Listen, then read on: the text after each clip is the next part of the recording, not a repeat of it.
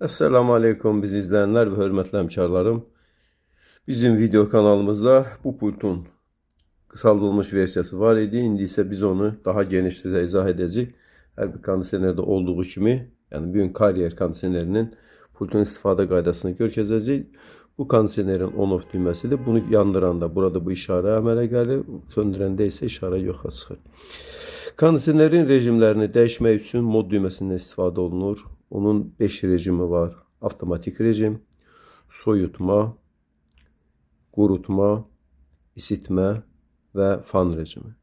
Əksər istifadəçilər kondisionerdən soyutma məqsədləri üçün istifadə etdiklərinə görə biz bu düyməni basırıq və burada cool kəlməsi gələndə kondisioner soyutma rejiminə keçmiş olur. Bu rejimdə temperaturu 22, 23, 24 arasında ayarlayırıq. Kondisionerin temperaturunu qaldırmaq üçün bu düymədən, aşağı salmaq üçün isə bu düymədən istifadə olunur. Fanın sürətini dəyişmək üçün fan speed adlı düymədən istifadə olunur. Bu kondisionerin 4 sürəti var. Avtomatik sürət, aşağı sürət, medium orta sürət, high yuxarı sürət. Bir də basdıqda avtomatik sürətə qayıtmış olur. Deməli, kondisionerin soyutmasını daha da gücləndirmək üçün burada bir turbo düyməsi var. O düymə basıldıqda kondisioner bir yüksək sürətlə təxminən 15 dəqiqə işləyir və əvvəlki fan rejiminə qayıtmış olur. Jalüzləri hərəkətə gətirmək üçün bu iki düymədən istifadə edilir. Bu kondisionerdən çıxan havanın istiqamətini dəyişmək üçün istifadə olunur. Bu isə kondisionerin jalüzlərini yuxarı aşağı hərəkət etdirmək və ya hər hansı bir vəziyyətdə dayandırmaq üçün istifadə olunur. LED düyməsi kondisionerin üzərində olan işığı yandırıb söndürmək üçün istifadə olunur.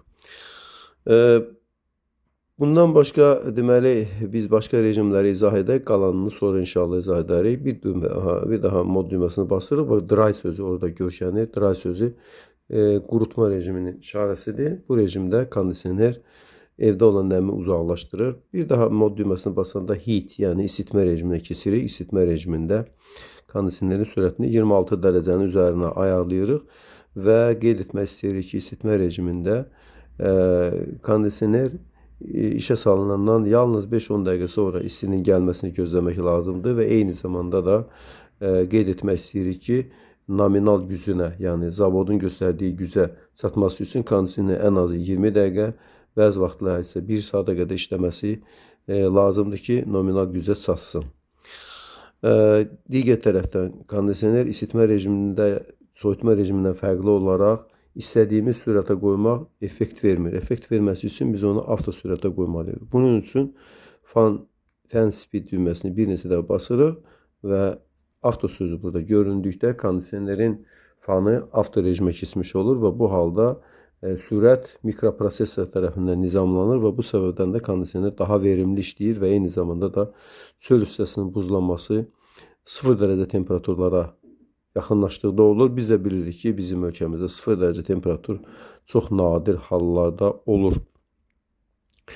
Mod düyməsini bir daha basırıq və fan rejiminə, yəni ventilator rejiminə gəlirik. Bu rejimdə nə isitmə hadisəsi, nə soyutma hadisəsi baş verir. Burada sadəcə bir ventilator kimi işləyir. Bir daha mod düyməsini basırıq, avto rejiminə qayıdır. Avto rejimi deməli müəyyən bir temperatur, qurulmuş temperatura, kondisionerin qurulmuş temperaturu evdə qoruması üçündür. Deyək ki, biz temperaturu 25 dərəcə ayarladıq. Bu halda əgər temperatur, otaqda olan temperatur 25 dərəcədən azdırsa, kondisioner isitmə rejimində, çoxdursa soyutma rejimində işləyəcək. Bir daha mod düyməsini basırıq və soyutma rejiminə geri dönürük. Bəzi vaxt elə olur ki, insanlarımız bütün bu qoyduğumuz videolara rağmen və yaxud istehsalçının istifadə qaydası kitablarında yazıldığına baxmayaraq temperaturu çox aşağı qoyurlar. Biz bayaq da dedik ki, 22 dərəcədən aşağı temperaturun qoyulması soyuq dəyməyə səbəb ola bilir. Bəzi vaxt 21-22 dərəcə qoyurlar.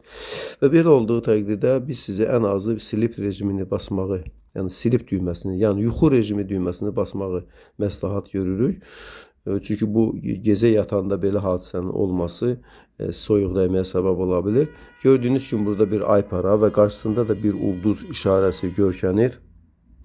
və bu yuxu rejimidir. Bu rejimdə kondisioner 2 saat sonra temperaturu 22 dərəcəyə və 1-2 saatdan sonra 23 dərəcəyə və yaxud əgər 20 dərəcə, 22 dərəcəyə qoymuşuzsa 24 dərəcəyə qaldıracaq. Yəni bu müəyyən bir müddət ərzində kondisionerlərdə temperaturun 2 dərəcə yuxarı qaldırılması üçün nəzərdə tutulmuşdur. Eyni düyməni basıb yenidən çıxırıq. Bəs bu isitmə rejimində necə olur? İsitmə rejimində isə tam tərsi baş verir. Yəni əgər siz deyək ki 28 dərəcəyə ayarlamısınızsa 2 saat sonra temperatur 27 dərəcə, bir neçə saat sonra isə 26 dərəcəyə qədər düşürəcəkdir. Bu da gecə yatarkən bizə həddindən artıq istinin olmaması, eyni zamanda da elektrik enerjisinə qənaət eləməsi baxımından da çox vacib bir məsələdir. Biz buradan demək olar ki, hər şeyi anlatdıq. İndi isə buradakı başqa düymələri izah edəcək. Kondisionerin timeri vardır. Yəni hər hansı bir zamanda onu yandırıb və söndürmək mümkündür. Amma timerin işləməsi üçün burada clock, yəni saat düyməsi var. Bu saat düyməsini basıb demək saatı biz qurmalıyıq. Deyək ki, indi saat 10:15:00-dır. Clock düyməsini 1-2 saniyə əlimizdə basılı saxlayırıq və burada gördüyümüz saat yanıb sönür və biz də temperatur düymələrin köməyi ilə saat 15:00 ayarlayıb əlimizi uzaqlaşdırırıq. Bir neçə dəfə yanıb söndükdən sonra gördüyünüz kimi artıq saat yanıb sönmür. Yəni dolayısıyla saat artıq quruldu. Qeyd etmək istəyirik ki, demək burada timer rejimi 2'dir. Bu saat rejiminde, bu ise timerin düğmesidir. Timer 2 rejim var. Timer on, timer off. Bir dəfə basanda timer on gəlib, 2 dəfə basanda timer off gəlir. Məsələn, deyək ki, biz işə gedirik və istəyirik ki, axşam saat 18:00-da kondisioner işə düşsün və biz saat 19:00-da evə gələcəyik və evimiz qızsın. Bunun üçün timer düyməsini 2 dəfə basırıq və bundan sonra temperatur düymələrin köməyi ilə saatımızı 18:00-a qururuq və bundan sonra əlimizi uzaqlaşdırırıq. Kondisioner bizim qoyduğumuz zamanı qəbul edir və bundan sonra indi görəcəyiniz kimi timer on sözü ekranda görünür. Bundan sonra biz geçsək belə artıq saatımız qurulub, yenə baxırıq. Gördüyünüz kimi timer qurulub.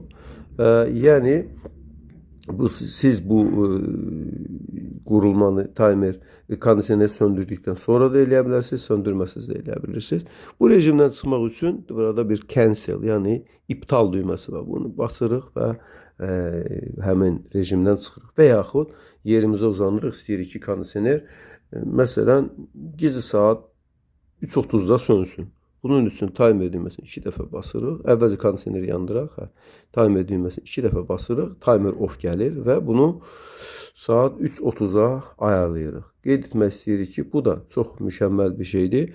Çünki həm elektrik enerjisi baxımından faydalıdır, həm də ki, insanın ola bilər ki, bir qədər gezə bilirsiniz ki, insan demək daha çox işləyir. Çünki yedikləri həzm olduğuna görə daha çox işləyir. Və bu səbəbdən də məsələn saat 3:30-a qurmuşuqsa, artıq 3:30-dan sonra onsuz da yatmışıq və bizə yəni soyuq o qədər də vacib deyil. Bu rejimdən çıxmaq üçün cancel düyməsini basırıq və çıxırıq. Burada daha hansı düymələr vardır? Bu 2 düymə demək işlək deyildir. Burada 2 düymə var. Birincisi deməli burada bizə lazım olmayandır, amma yenə də izah edirik. Bəlkə kimsə bu demək Celsius şkalasından Fahrenheitə keçmək üçündür. Basırıq. Göründüyü kimi indi 74 dərəcə Fahrenheit göstərir. Bu Amerikada istifadə olunan rejimdir. Bir daha basıb deməli Celsius rejiminə qayıdırıq. Burada daha başqa bir reset düyməsi var. Yəni fabrik ayarlarına geri dönmə. Basdıqda gördüyünüz kimi bütün ekran söndü və indi saatı yenidən qurmaq lazım gələcək. Çünki biz onu tamamilə yəni güncəllədik. Yenidən saatı 15:03-ə qurub əlimizi uzaqlaşdırırıq. Bizi axıra qədər izlədiyinizə görə biz sizə təşəkkür edirik. Əssəlamu aleykum.